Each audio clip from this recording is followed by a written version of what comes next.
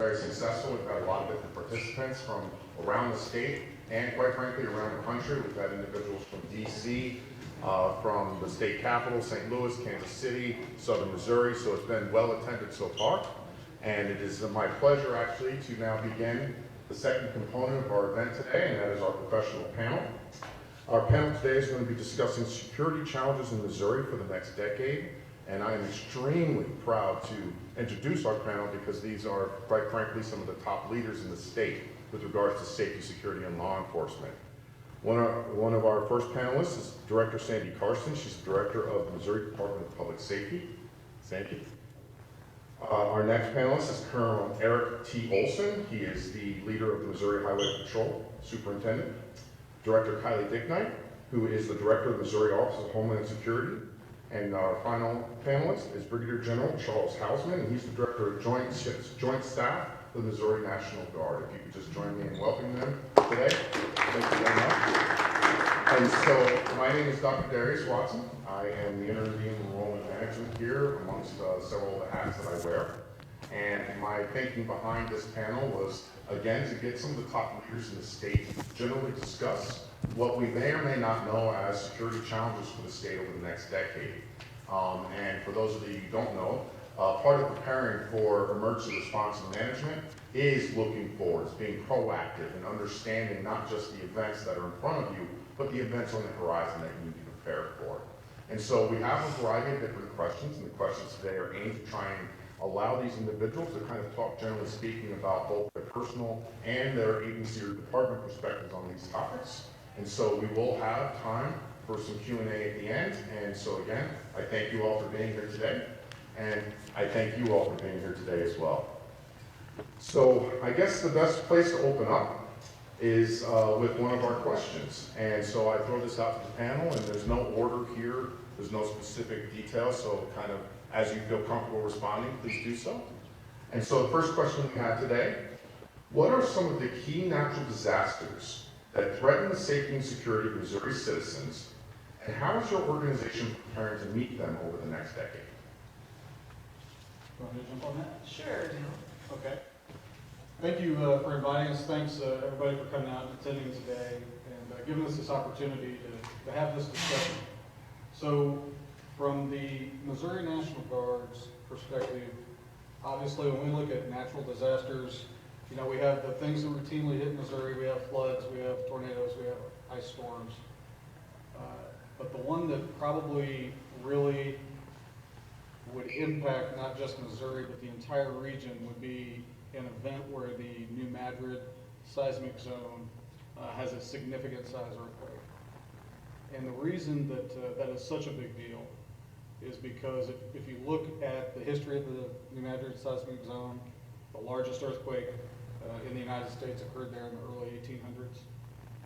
If something like that were to happen today, it would not only impact Missouri, but it would impact all of the states surrounding that area in particular, you know, Illinois, Kentucky, Tennessee, Arkansas, all the way as far as Mississippi, when you go down the Mississippi River.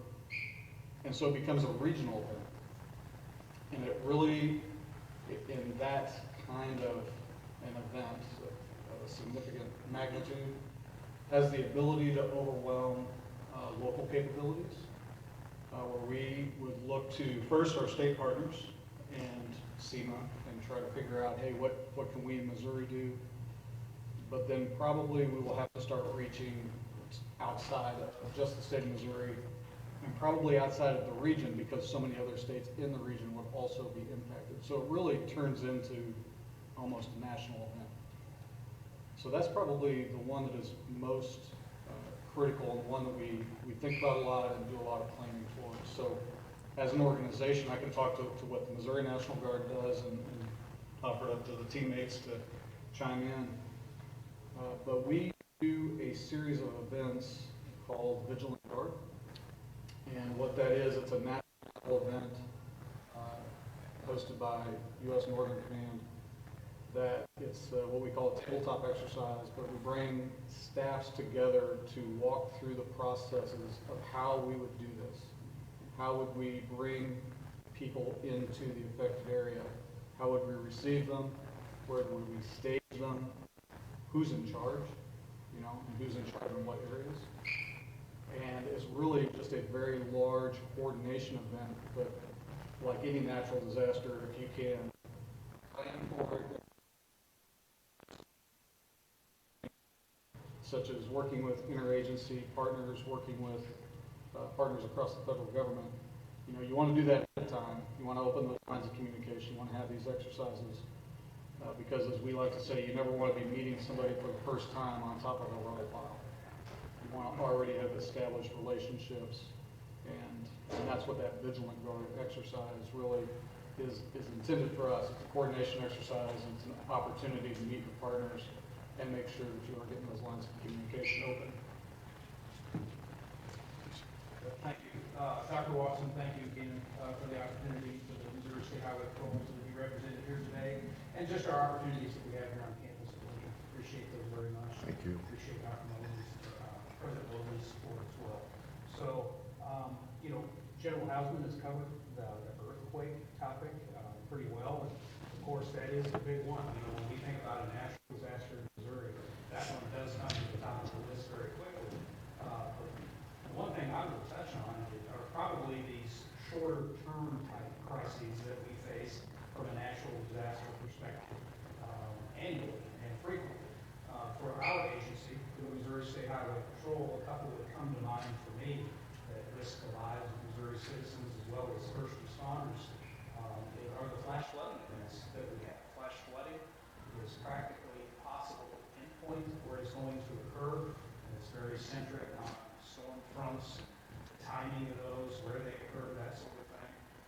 We have about 75 troopers assigned to marine operations throughout the state, and we train and equip them to respond to those emergencies. Those are very localized. Unfortunately, there are tragic situations that affect our families here in Missouri every year through flash flooding. So the question posed, you know, what are you doing about that for the next 10 years?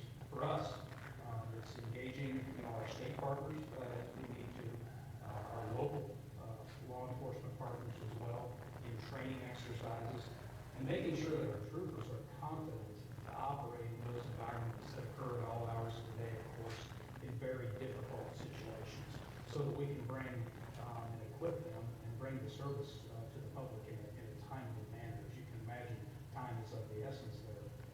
And another natural disaster that really affects Missouri every winter is the possibility of a big blizzard or heavy snowstorm. I think we got off pretty easy this past winter. However, I can tell you that these heavily roadways or interstate systems are adversely affected very quickly by heavy snowstorms. And as we've seen the last several years, decade perhaps, there are local pockets of very heavy precipitation that can hit and just demobilize an area. And we have partnered with SEMA, the Department of Public Safety, and over the last couple of years with the National Guard to prepare for those heavy snowfalls, to have people deployed and positioned to respond to certain areas of the state as needed to basically ensure the citizens are safe. What happens to us on these travel corridors such as I-70 and 44, sections of that roadway can become so debilitated by heavy snowfall that those roads in effect become closed.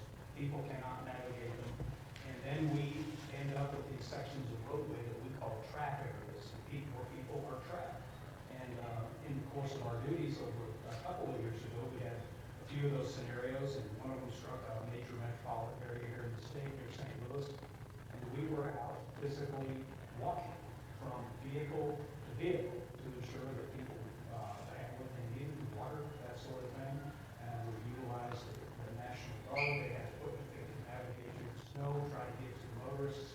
So those kinds of things, even though those might not fall into the classification of natural disaster, certainly is Mother Nature reminding us who's in charge. And the expectation then is that the public safety services, and for us, the patrol, are equipped to step in and handle the situation. So the 10-year window for us will be training and then ensuring that, for me, that I get the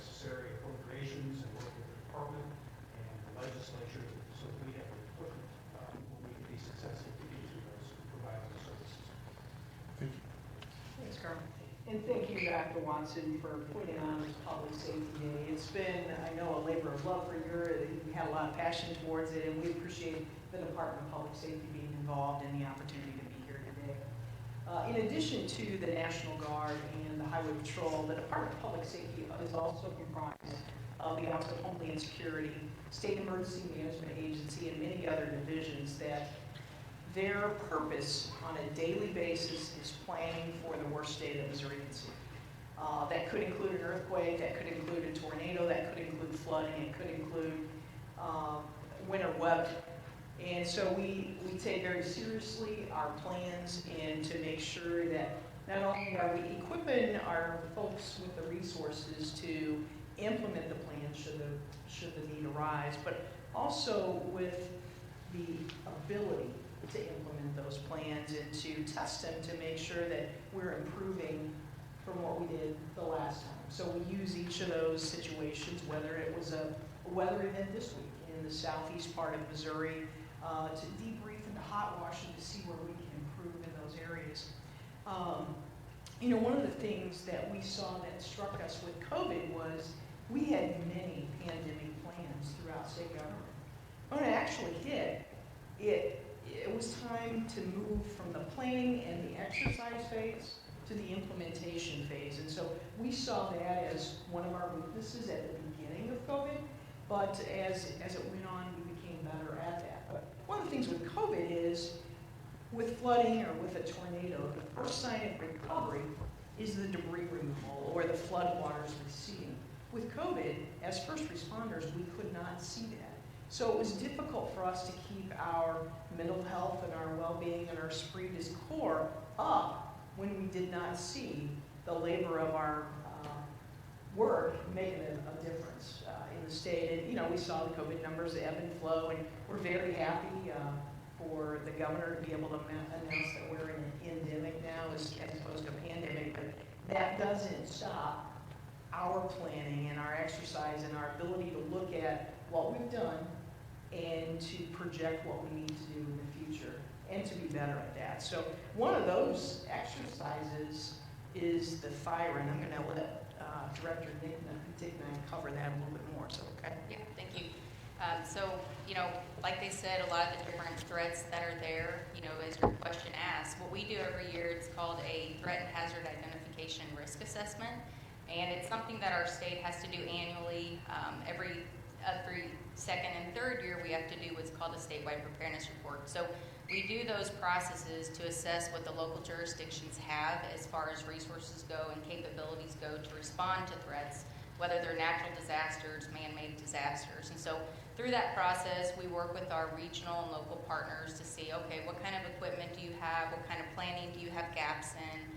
What kind of training do you need, and what kind of funding maybe do you need to kind of increase those resources in your regions to better prepare for the disasters to respond next time. So we do that annually, and then work through several different of our grant opportunities to push out the funding.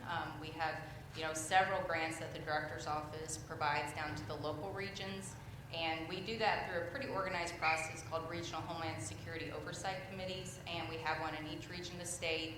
They follow the troop map as well, and so we work with those regional partners at the level local to see, okay, do you need more generators? Do you need more swift water rescue teams? Do you need tents? Do you need shelters?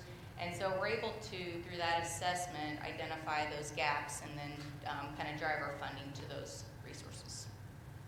Thank you. I already learned quite a bit about how we're engaging these issues, and coming from New York, trust me, a snowstorm can absolutely be a natural disaster. So moving on to our next question, one of the interesting transitions in safety, security, and even intelligence in the last 20 years or so has been this transition from a specific focus on terrorism to a more general understanding of the threat of extremism. And so the question is, in what ways is your agency identifying and countering the threat of extremism to safety and security in Missouri? I can jump onto that one, General, if you want. So I think if we turn our attention to what happened in Brooklyn this week, we see how important the information sharing is. And I think that's one of the ways that we've enhanced our efforts to counter whatever might be occurring within the state or the nation for that matter. But that's one of the keys that we've engaged in, and to make sure that that is occurring, we operate the State Interoperability Network, which is the communication network mainly used by the Highway Patrol, but it also has about 1,400 agencies in the state that are also using this network. And so when we are authorizing or awarding grant funding, we're also making sure that the agencies are using it to enhance their abilities to exchange information, whether that's communication or whether that's other means of exchanging information. So that is, I think, one of the keys right now is engaging our partners in that effort. Yeah, it's funny you bring up, because one of the very first things that struck me about the Brooklyn attack was, I would argue 10 years ago would have almost immediately been labeled as a terrorist attack, and then they would have walked it back. But the evolution of extremism has really changed the way in which we're engaging those topics. So, please. Sure. Yes, and I would agree, and the director mentioned a very important part, which is communication among all the stakeholders early and often results in, are normally favorable when we operate that way. As we all know, extreme ideologies can result in criminal behavior, and that, of course, coming from a police agency, that's the main perspective that we have. What is the potential for criminal behavior here? And so, really, when I look at this in Missouri and how it affects our citizens, I look at it at a very granular level in that we have troopers assigned to work and other patrol employees and other functions in all 114 counties of the state every day. So having the relationships with local stakeholders, business owners, religious leaders, local law enforcement, and just being involved in the communication there and having the dialogue about extreme behavior is one very good avenue to getting in on information and preventing future problems right off. The director mentioned information sharing. The Missouri State Highway Patrol is responsible for the state's Fusion Center, which we refer to as the MIAC, Missouri Information Analysis Center.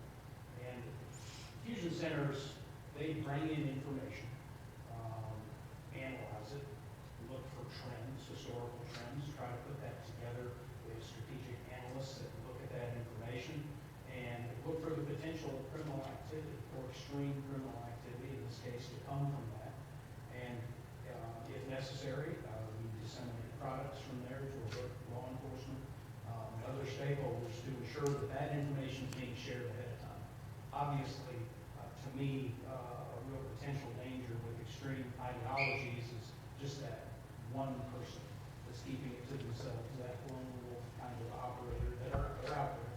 And those are the situations that can become the most difficult to defuse. As an agency as well, we, of course, work very closely with the federal government. We have troopers assigned to task forces across the state, and with a focus on terrorism and extreme ideology and criminal behavior from that. So that's kind of how we approach it as an agency. I would kind of pile on one of the things Colonel Olson said. You talked about having troopers in all 114 counties and having dialogue with the stakeholders. And I think the dialogue is important, but I think also from a DoD perspective, one of the things that the Department of Defense has looked at is a training program where they're engaging in these discussions that didn't occur before and trying to train young service members to help identify, when you see things on social media, when you see these indicators, that those are indeed indicators, and to bring that out to the proper authorities. And that's something that was a discussion that hadn't gone on previously, but we're certainly getting after the education component of this as well. I guess I would add, you heard information sharing in each one of the panel's remarks. So, after 9/11, there was the commission report that came out, and the biggest gap that they identified was the lack of information sharing to prevent. So what we've done and worked with, Colonel Olson had mentioned the MIAC and some of the programs that they offer.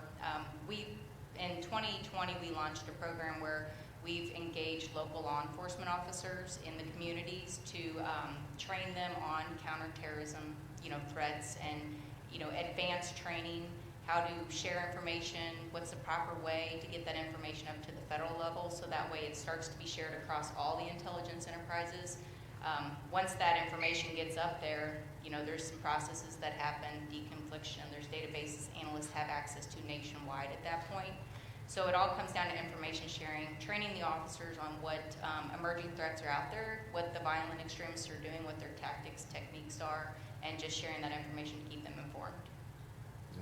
And it's interesting we brought up the Brooklyn case just because so much of this played out, including, for instance, the information angle and how they were able to use that to catch them, and the degree to which a lot of other people just watching social media and things like that really play a significant role.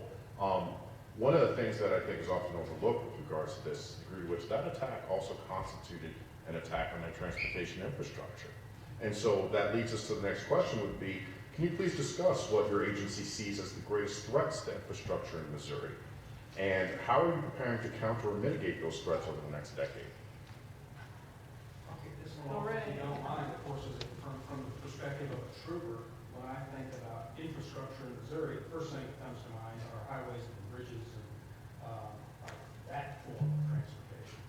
And we work very closely with the Missouri Department of Transportation to do our part to keep that piece of infrastructure as safe as we can. Unfortunately, over the last couple of years, there's been a significant increase in traffic fatalities in the state, and I view that as an absolute threat to the safety of the citizens of Missouri, in the fact that, generally speaking, our highways are not getting any safer. Our Department of Transportation does a great job of maintaining the roads and working with contractors to build new roads and improvements.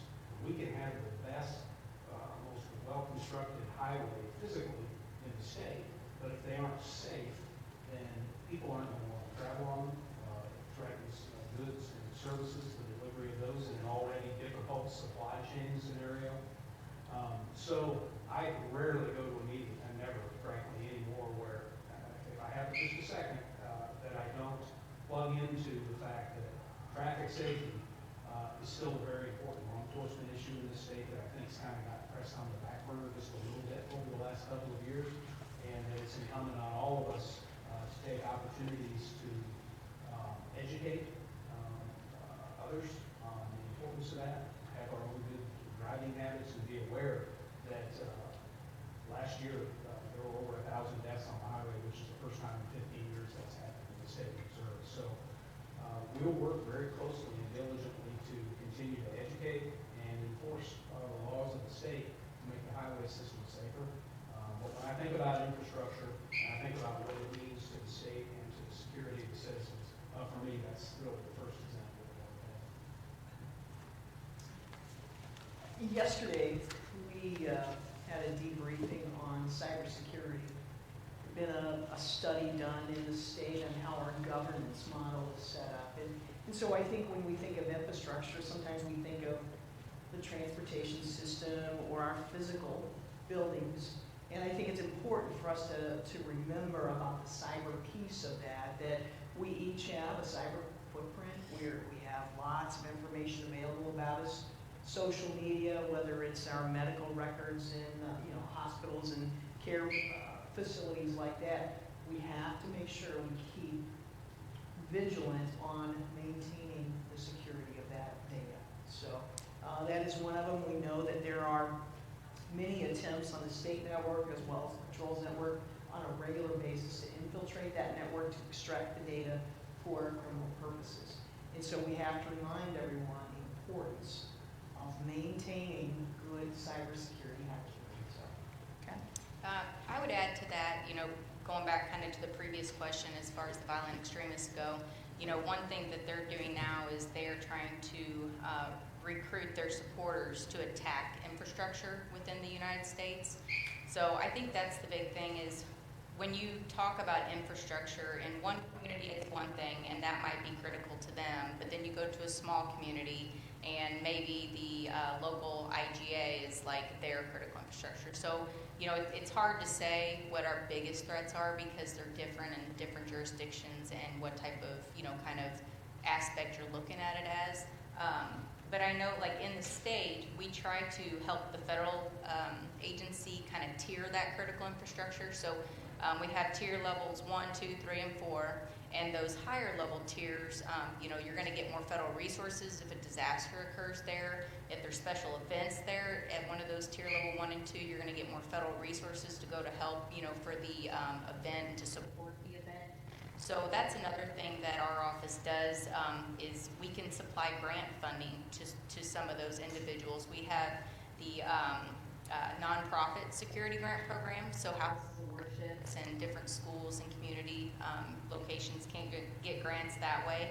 And then we also have a grant we started last year, Soft Targets Crowded Places. So again, if you have large events in your jurisdictions, they can help harden their critical infrastructure and protect against attacks. I would agree with Director Karsten when she talks about cybersecurity, and when we talk about critical infrastructure, I think a cyber attack on, you know, something like, well, we saw Colonial Pipeline a couple of years ago and how that impacted supplies to the East Coast. If you looked at a cyber attack on a electric grid, for example, those would be very, very significant, impact lots of people. And then when you talk about electricity, if you can knock out electricity to a region for a period of weeks, I mean, hospitals start having significant issues. You know, you got no refrigeration. It can start compounding and leaving the second and third order effects. And so that, to me, is a significant concern.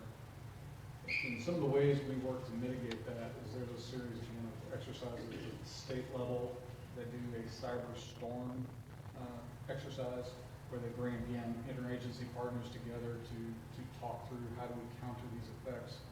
And one of the biggest takeaways, I think, from that is the I would say, fact that we really need to strengthen the public-private partnership. Because when you look at gas companies, electrical companies, a lot of those are entities that, you know, maybe private corporations, maybe publicly held, and they don't necessarily want to share their information, or they don't want to share their vulnerabilities. But we have to understand, you know, what are those vulnerabilities, because while it's maybe a publicly traded company, the impacts on society are significant. And those are some discussions that are going on right now that I think need to continue.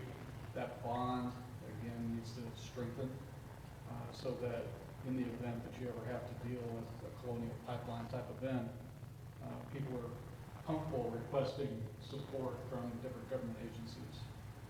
Yeah, it just strikes me how often we tend to focus on cybersecurity as kind of this physical, what am I getting taken from me, or, and we just a couple of weeks ago heard of Lincoln College, which is an unaffiliated school in Indiana, and they were hit by a cyber attack in the spring, and it took them months to recover, so that now they're going out of business.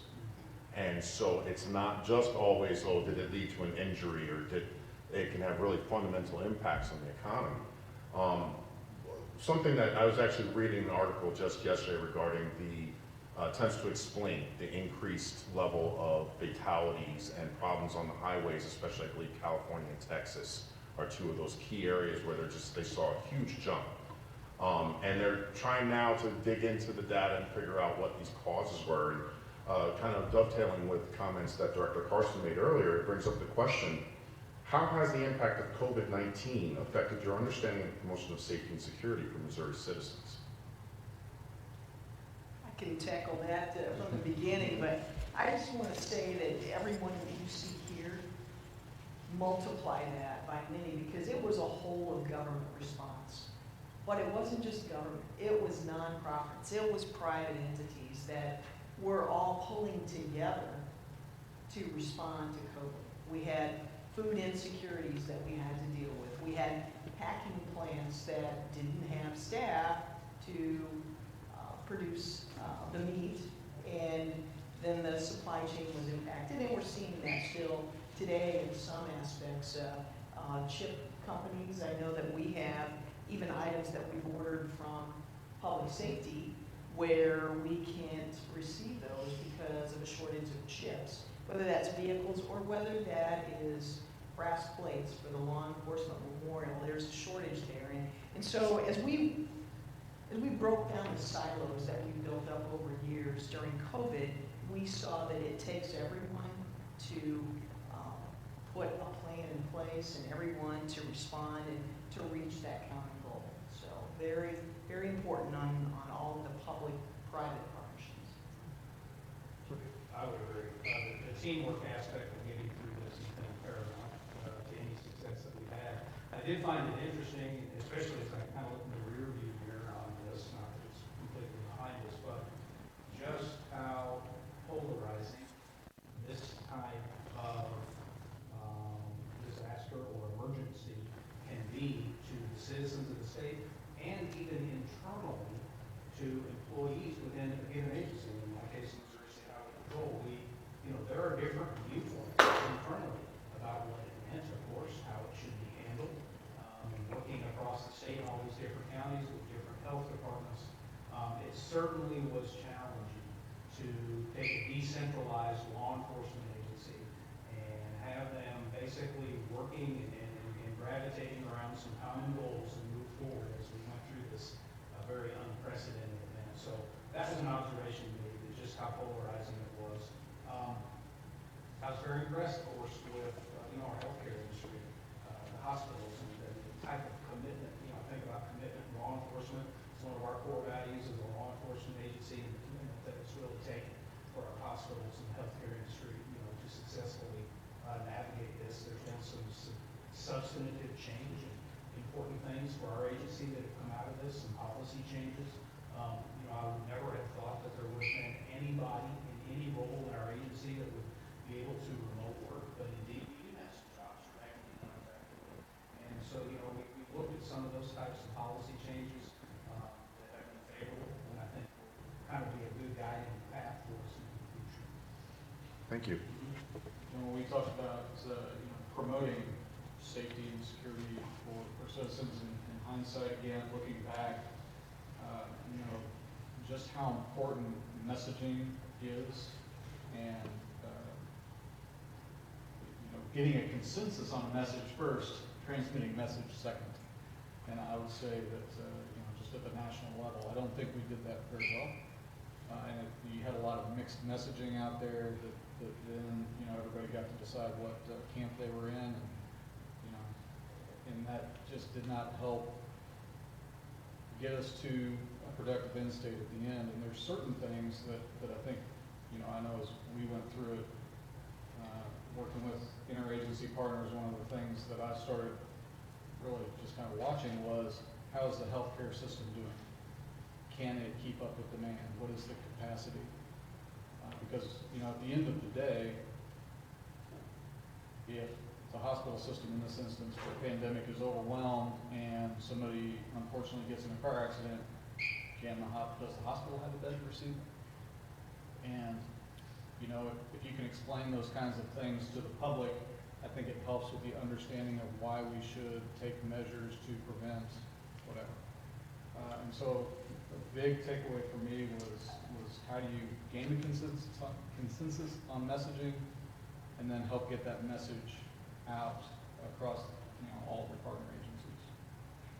So my response is very similar to that. We have our channels that we normally receive information on for the threats we're used to, dealing with. So the pandemic was different. It was different channels we were starting to have to communicate with. There's a lot of misinformation, disinformation campaigns going on, in the social media world. Public trust was already low because of other things we had going on in the world at the same time. So trying to find those right information channels that we trusted the information where it was coming from, coordinate with our health partners so we were all giving the same message across the different executive branch departments. So there's a lot of navigating early on how we figure out to message to even our state workforce all in with one message, so that way, employees across the different divisions weren't hearing mixed messages. So there was a lot of learning that went into that early on, and we got pretty good at it by the end. Yeah, it strikes me that one of the things, and I think that we're probably just at the very beginning of assessing and really digging into So what is the relationship between COVID and the increased traffic fatalities, and why did it only happen in these states? And, we're still at the early stages of that, and one of the things that strikes me about COVID is the degree to which that, relative to emergency management response, it was very much a super slow motion bomb. So where normally you have a sequence of responses, you mitigate, respond, we were almost doing all of those things simultaneously while still trying to identify key information channels. So I think that probably was a key aspect of the polarization. Going back to something that General Hausman brought up, and I've always thought that the community component, if you will, of responding is often not fully understood by the very communities that we need to respond. And so the question I would ask is, in what ways do you believe communities across Missouri can more directly assist your particular agency in the development of increased safety and security for all citizens in Missouri? I'll jump on that one first. So, things like this, this event that we're doing right now, I think is a great opportunity for folks in the community to be able to engage with public safety and kind of, demystify a little bit, what it is that we do, and hopefully recognize that you've got a lot of great people, very dedicated folks across a lot of agencies that are trying to tackle some very challenging problems. And so we are always looking for teammates to come on board and help out with that. And so we certainly, again, appreciate the opportunity. The other thing I would share is, I think that most emergencies start at the local level. And so what can communities do if citizens are engaged at the local level? And I'll just take, for example, when we got into the pandemic, the Missouri National Guard put soldiers working in food banks because there were no volunteers. There was an increased demand and a decrease in volunteers. And those are the kinds of things that if you're engaged in your local community at the local level, those are things that anybody can do. That had we had folks out supporting food banks, for example, you wouldn't have had to use that asset for that kind of a job. So all disasters start locally, and folks that are engaged with the local community in whatever capacity, with their church, with the Red Cross, volunteering in food banks, those are all very important, more so than probably people realize. Just to echo what General Hausman said, is the importance of volunteering in your communities. Statewide, we've seen a decline in people who are interested in volunteering for different types of organizations, whether it's the Boy Scouts or the Optimists or the Rotary. And so many of those organizations assisted us throughout COVID, whether we would call certain areas and say, hey, we need assistance with a testing location or site or administering the whole event. And so it was very important. And I want to point out that each of our Missouri communities have emergency management directors. And that person was a key for us in the State Emergency Management Agency, as well as that person was key with our Health and Human Services Department in working with the local public health too. So again, we cannot have enough volunteers, whether that's in healthcare or whether that's in Boy Scouts. We cannot have enough volunteers, but we also need that future generation of public servants. And so out of those volunteers, or that spirit, I think will be born the future public servants that we're going to need in the years to come. So I would say from the community perspective, the business perspective, so those agencies and individuals that are in the communities, they know what normal looks like in their jurisdiction. So when it comes to threats, those people are going to be the ones that are going to be able to know what different looks like, what just doesn't feel right to them. And the See Something, Say Something campaign's been around for a really long time. I know everybody here's heard of it. But that's still important to push that message. I know our PIO, which I should have said it earlier too, but he did an excellent job during our COVID response. And so through our PIO, we continue to push out that message so citizens know how to report suspicious activity. Within Missouri, we have an app. It's called Safe Nation. You can download it on your smartphones. And that app, I know we've actually have some people in here that have used it before and submitted some tips. And so that information, you can report it anonymously, 24/7 from your phone. The information comes in, and that information gets sent to the local authorities in the jurisdiction where it's occurring. And if it needs to escalate up to the federal level, if it's terrorism related, it goes on. So I think the citizens, just for them to keep a watchful eye out on their neighborhoods and their communities and help protect them is how they can help with the threat. Colonels? Sure. It's been well stated that just being active and interested in the local communities is going to be a key essential piece. And that can be a little bit different for all of us in our roles here. From a law enforcement perspective, there is a certain bridge of trust that has to be there in order for citizens to interact with law enforcement. And we've talked a lot about the pandemic and its effects, on our state and our safety. But don't forget, and I know we won't, and definitely everybody in the law enforcement capacity in here today definitely won't, about the police reform and civil unrest and the other challenges that we faced as a state and nation during the pandemic as well. So as we look at ways for our communities, to really step up and help us as public safety agencies, and of course look at it from a law enforcement perspective, and I really feel like it's incumbent on us to get to them. There are members with me today of our agency who work in our recruiting and community outreach division. Their full-time job is to plug into communities across the state that maybe are underserved in some capacity by law enforcement, or they don't interact as much with the patrol, and to raise that awareness, to increase that trust. It's a primary goal of ours. And law enforcement will only be as successful as the citizens in the community want it to be, because the police, they are the people are the police. And so that, to me, is a very important piece underpinning to community success. Thank you. So, going to ask one more question and then kind of open it up to Q&A. So I'd appreciate some of you start to think about some questions that you might want to ask one or more of our panelists. I have saved what I would fairly characterize the most selfish question for last. As Director Dick Knight and Director Karsten know, I am more than willing to barrage their offices with ideas and programs and initiatives, and I really appreciate their continued willingness to take my call. And so in that regard, the question I have here is, following up on the previous one, what can education institutions in particular, and I would argue education institutions at all the levels, what can education institutions do to assist your various agencies in the further development of safety and security for Missouri citizens?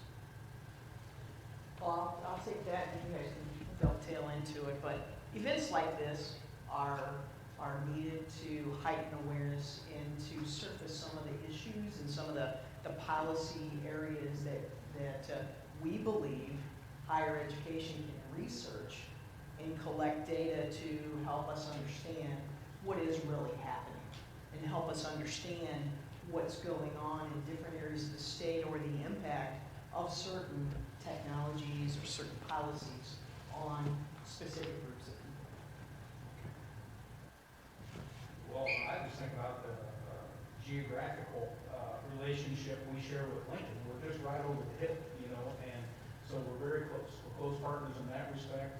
And I also just, and as I mentioned at the beginning, I appreciate the support from the university that the patrol receives, and it's very open, and I appreciate the dialogue and the opportunities to be on campus here. It's very meaningful. We started a program again, I'll give credit to our recruiting community outreach division, Captain Jones, Lieutenant Pace, called Patrol University. We down at Missouri State was where we had our first session of that. We've expanded that a bit. I believe we either have or will have a session of that here at Lincoln. Just being able to get in, interact with the students, have the dialogue, that's very meaningful. And so I think that is probably the best means of support from a law enforcement standpoint moving forward. And then availing your students to come out to the law enforcement agencies for educational internship opportunities. We do a lot of other things besides the job and uniform trooper. We have a forensic crime lab, with 7 locations across the state. We have cybersecurity. There are just a number of jobs within the patrol that students in colleges and universities can see some exposure and career paths to those. I think that's advantageous for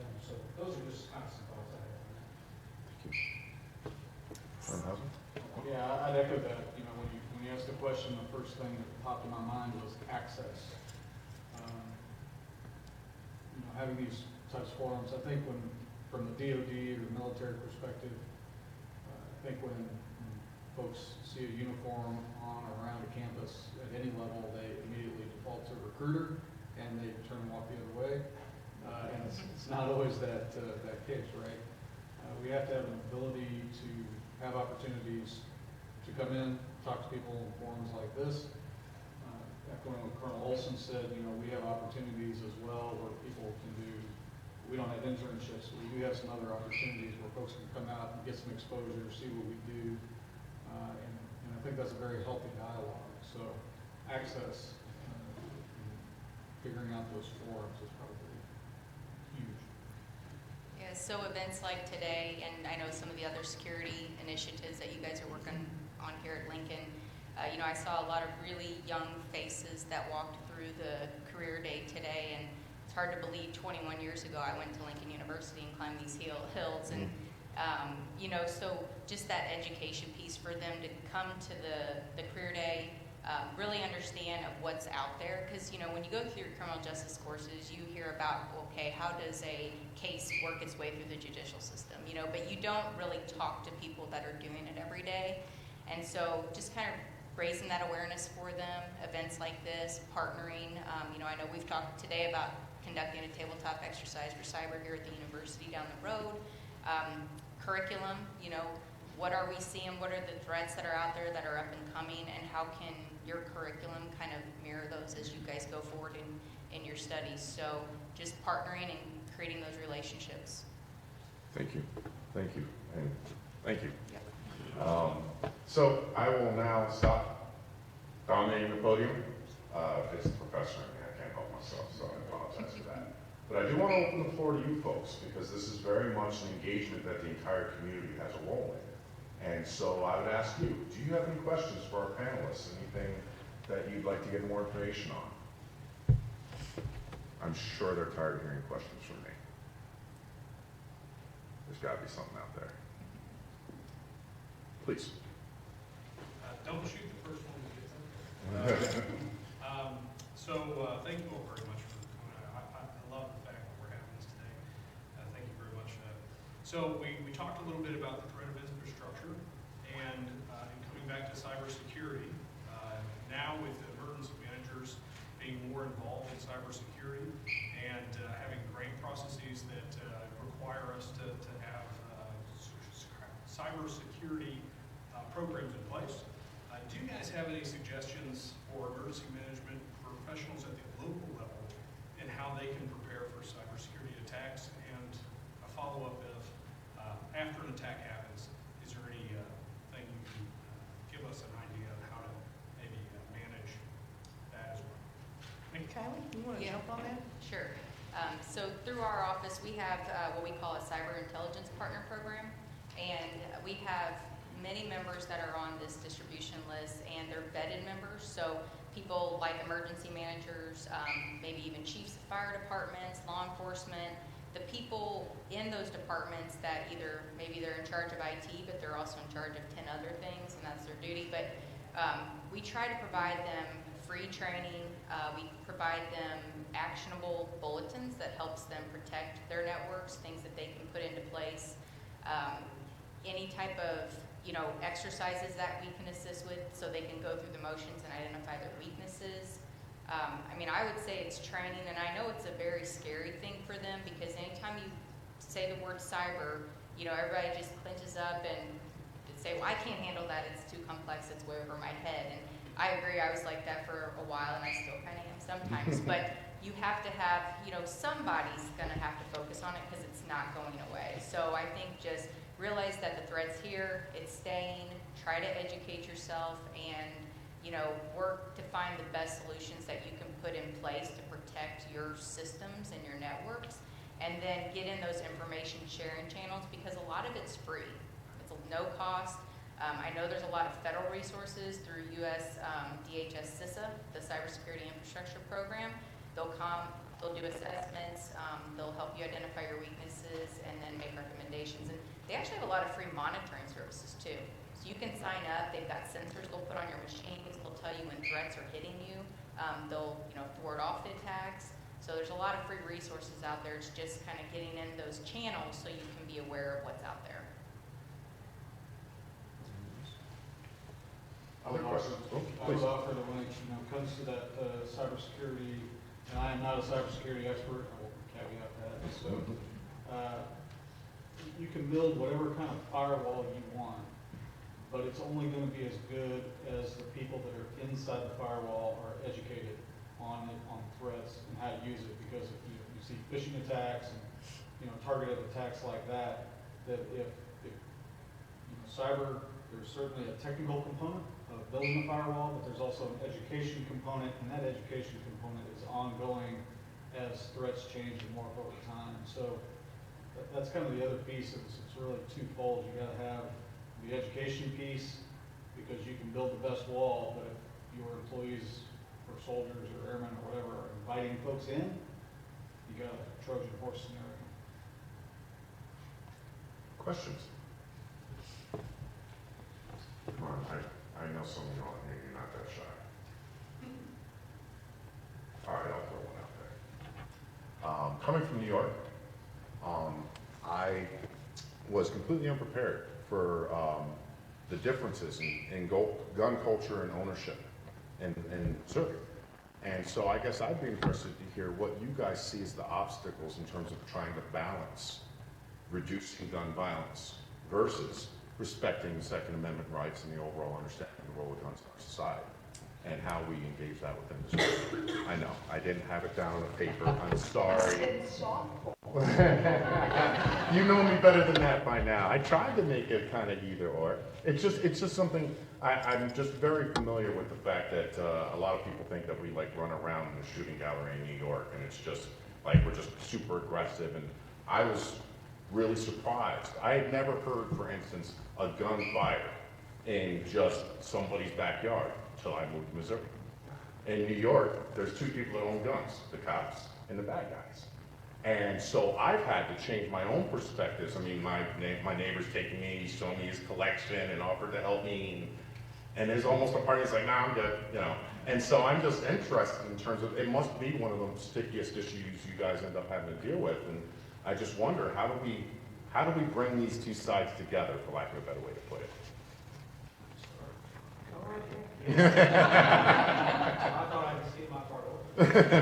Welcome to Missouri. Yeah, absolutely. Certainly the Second Amendment right is highly coveted here, and I have great respect for that. I feel like, and this I don't bring statistics or numbers with me necessarily, so it's somewhat anecdotal, but I think I can back it up pretty quickly.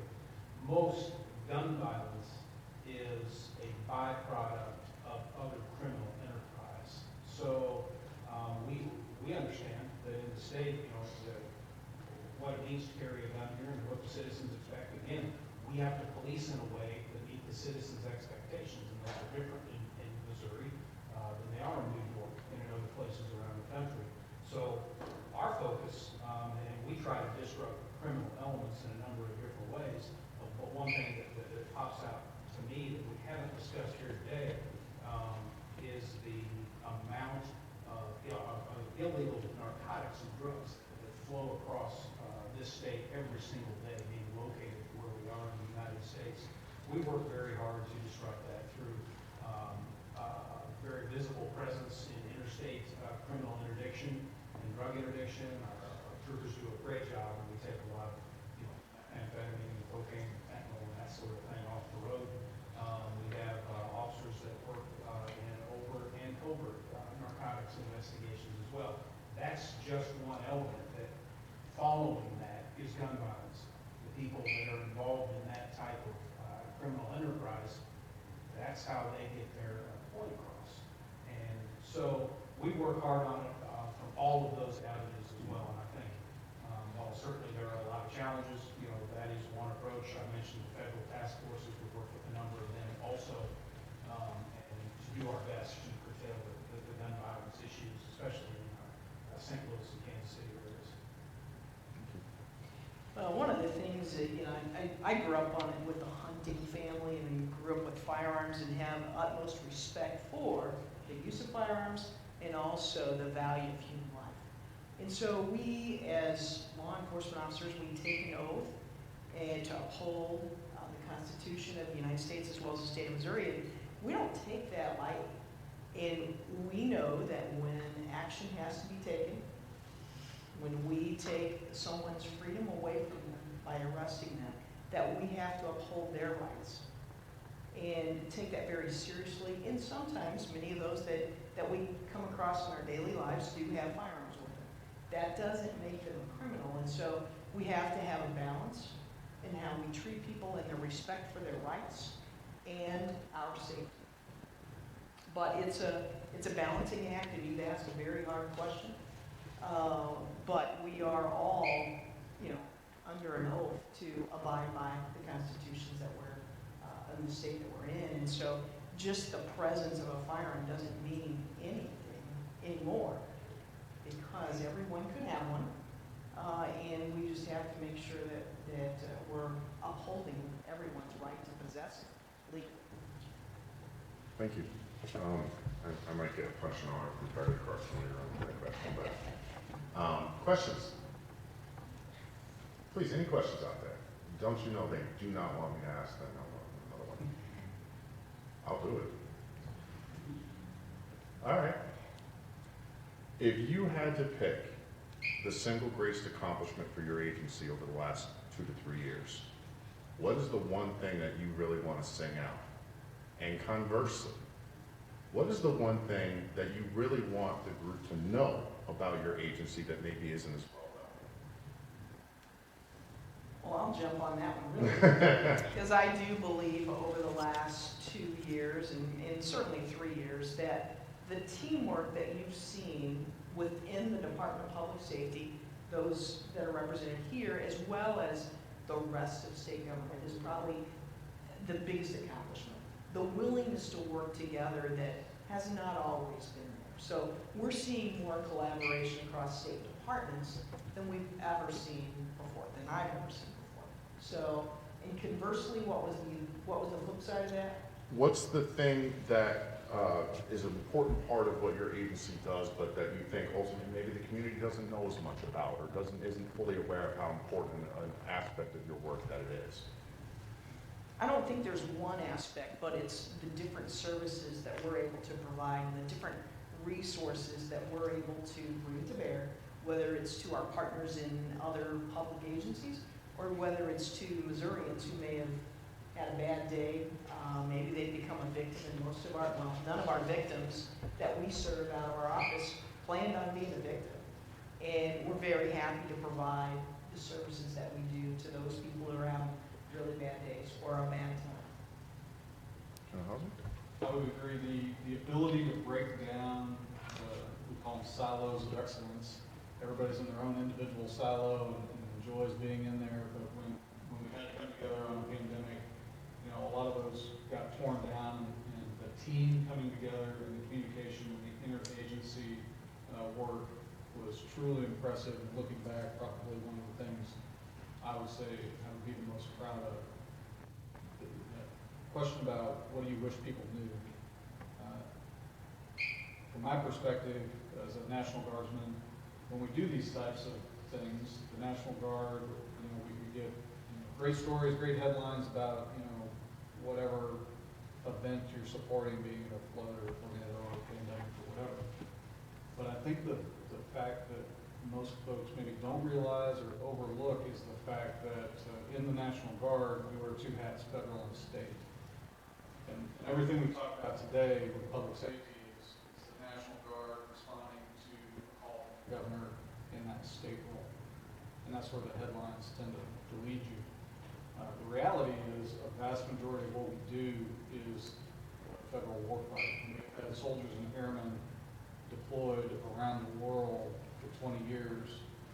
Right now, today, we have sizable units in Kuwait running operations in that area, as well as folks on the southwest border. So, while the state projects and events are the ones that tend to maybe garner the headlines, the reality is there's a whole other segment of deploying units continuously all around the world every day that we also do. Thank you. Colonels? I could sit here and keep everybody tied up on what I view as success stories for a long time, but just looking back here recently, one that quickly comes to mind is it's been a difficult time to attract people to law enforcement careers. And it was easy during the pandemic to just step back and shut down efforts there, shut down training efforts. Saw that in some parts of the country, and we didn't do that. And I'm very proud of just the effort that went in on the recruiting side and on the training side in our department to ensure that we kept moving forward with those initiatives, because as we kind of lead out of crisis here, so to speak, I think it's important that we didn't lose momentum, during that time. One other, a couple maybe lesser known things, as you mentioned, sir, was one, I don't know how many people know, but we give all the driver examinations in the state. The uniformed civilian group that does that. And during the pandemic, people still had to get driver's licenses. They still had to get commercial driver's licenses. And we had to get into vehicles with them, closed environments, and give these tests. We didn't stop other than a very small window of time at the beginning of the pandemic. That had to keep going. Commerce had to keep going. People needed those credentials. And one other group that I mentioned, mainly they're sitting right here in front of me today, is that a lot of people don't understand that our agency is the gatekeeper for all the criminal justice information that comes into the state and leaves the state. So with over 600 law enforcement agencies and over probably 17,000 police officers in the state, every criminal justice inquiry with that information runs through our pipeline and out and back down and back out to those departments, and protecting that. And back to the cyber issue, it is to the paramount importance, not just to the agency, but to the public safety picture in general. And we have representation of that right here today. These folks play a very important part in delivering those services every day. So that would be another probably lesser known aspect of the agency. Thank you. Director Pickering? So I would say with information sharing, just because several of our different programs over the last 3 or 4 years that we've been working to kind of advance the ball on all those, we've increased every one of them we've advanced the ball on. So whether it's our terrorism efforts, sharing information with the locals, whether it's our cyber partners, getting them the information they need at the local level, even law enforcement, there are a lot of different initiatives that we've reassessed and found a new path forward with our other DPS divisions. They've helped us do some really good things there. So information sharing in general is what I'm most proud of, and a lot of that comes down to making relationships with those different agencies and those that we have to partner with to get the job done. So I'm And most proud of. what's something that we don't know as much about in terms of the Office of Cybersecurity? So as far as the Office of Homeland Security, I'd say probably one of the most things that's not that well known is all the grants that we push out of our office. Out of the director's office, we have probably over 20 different grant programs that range from things that law enforcement can apply for, fire, EMS, victims of crime. There's so many different grant programs that serve at the local level that a lot of people just don't know that we do that work. And so we have a really good grant staff that makes all that happen, and it's making a difference at the local level by being able to provide those grants. A lot of them are federal grants. Some come from the state legislature process, and just that the locals in the communities probably don't know how much we do for grants. Thank you. So as we wind down, and I'm going to try one more time. Anybody out there got any questions for our family? Shoot. And One brave soul. Nick Bell, head of RTC here at Lincoln. So one thing I think a lot about, diversity, recruiting. So I'm just kind of interested to hear your thoughts on how you're trying to get after, diverse talent. Everyone's kind of in the marketplace and all fighting over the same talented folks. So it's kind of interested to see what are out there, what's going on, and from what you see at your level. Sure, and again, represented here today are the people that take on that challenge for our agency every day. In law enforcement, it's a tight market. It is a really tight market. So we have to look at, again, here in Missouri, different than other areas of the state, we have to look at what our communities want from law enforcement. We have to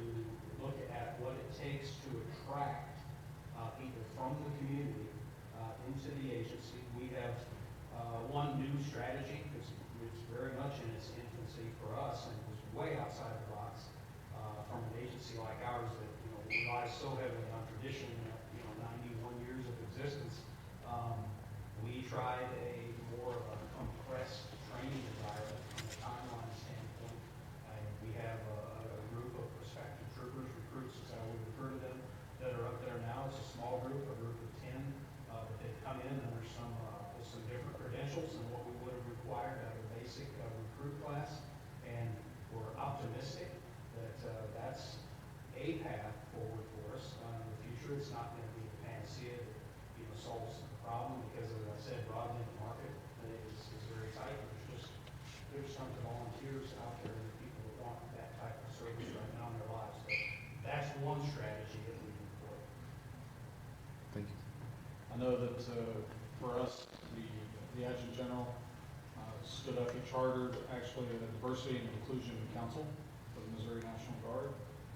We have folks on that council from all of the states, or excuse me, all of the units around the state, and all different ages, genders, race, and really the reason that council comes together is to take a look at our policies, to take a look at our recruiting, to take a look at how we can get after increasing the diversity of the Missouri National Guard. And, as we kind of peel the onion back and looked at it, one of the interesting takeaways for us was our recruiters actually do a pretty good job of recruiting demographics that look similar to the demographics of Missouri.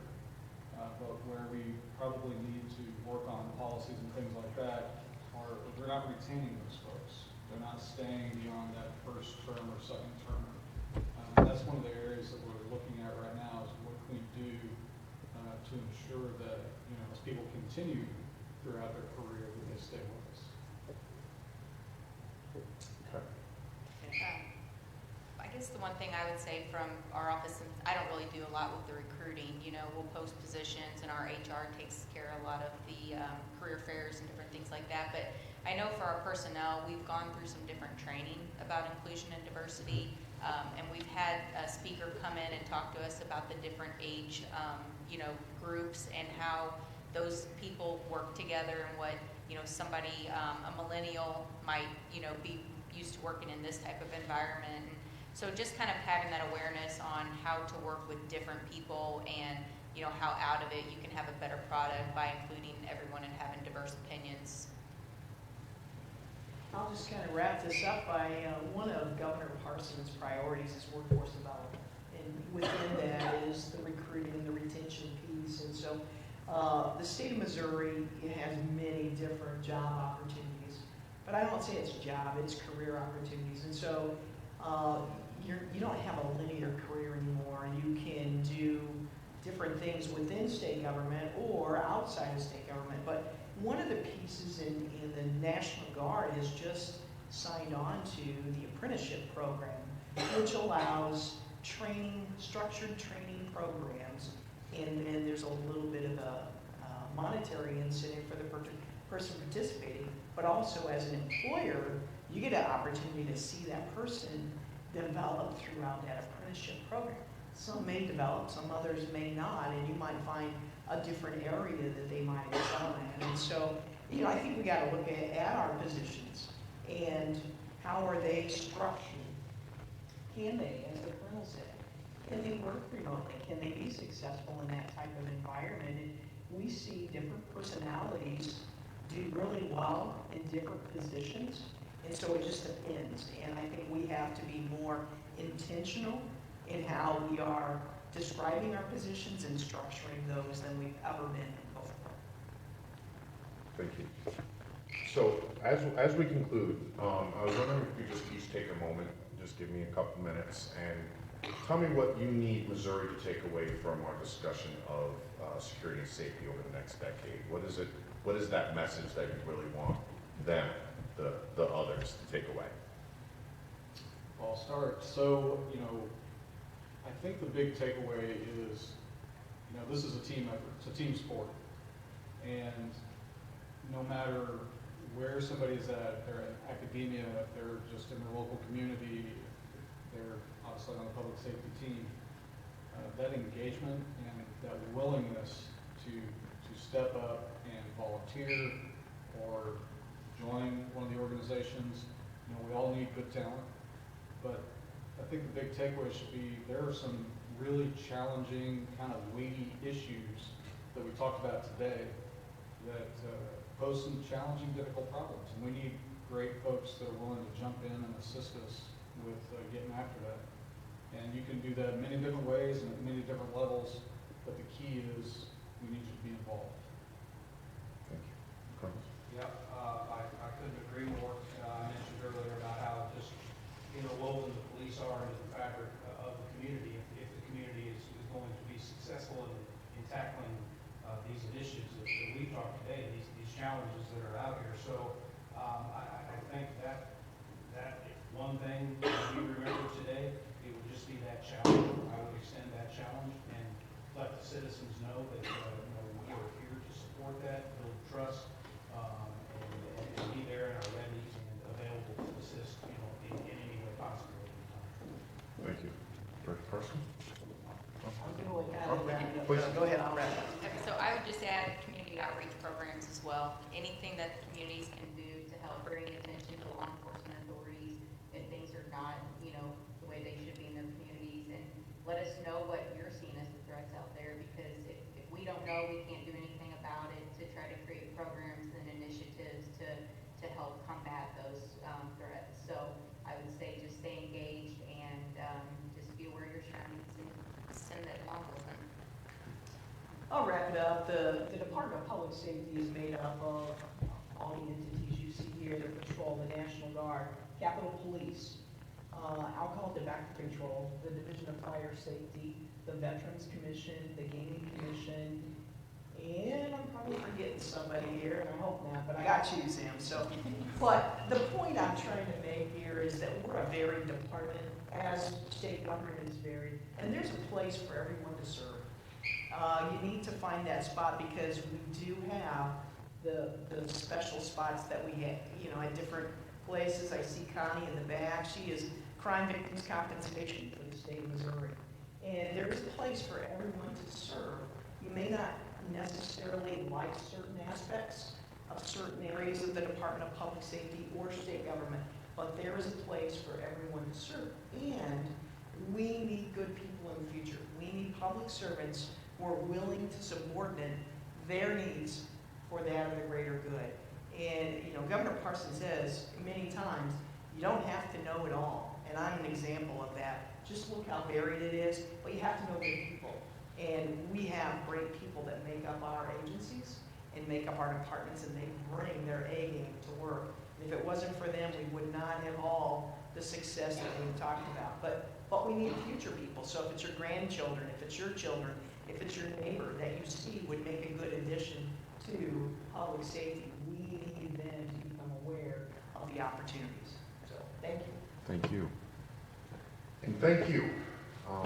Again, I cannot stress enough how, from a personal perspective, from a professional perspective, as an academic, as a budding member of the leadership of this university, I just can't stress enough how much I believe that this is our future. And I say that and using the word "our" very broadly. I think it's our future as a university. I think it's our future as a community, Jeff City, and Missouri as a whole. And so I can't say enough how much I'm thankful for all of you taking the time to sit and answer questions, some of them uncomfortable, some of them not so much. And I just think it's been a wealth of information provided. And so again, thank you so much.